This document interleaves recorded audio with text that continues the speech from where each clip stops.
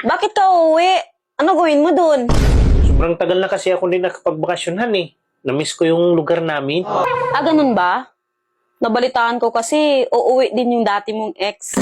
Ha? Uwi ba? Di ko alam yun ah. Kaya pala nakita ko sa ticket, magkatabi upuan nyo. Malaki ba yung sa kanya? Andiyan ka na naman. Hindi ko naman alam kasi wala naman nangyari sa amin. Pinakitaan ka siguro ng malaki. Kasi mahilig ka sa malaki. Alam mo, lagi kang tamang hinala eh. Bakit? Mas malaki ba yung sa kanya kaysa sa akin? Magsabi ka ng totoo. Kunti lang naman diferensya. Kita mo?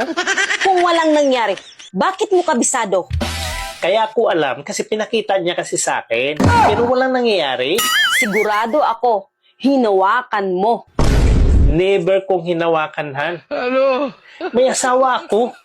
Ayaw ko magkasala sa'yo. Kasi ayaw ko magagalit ka.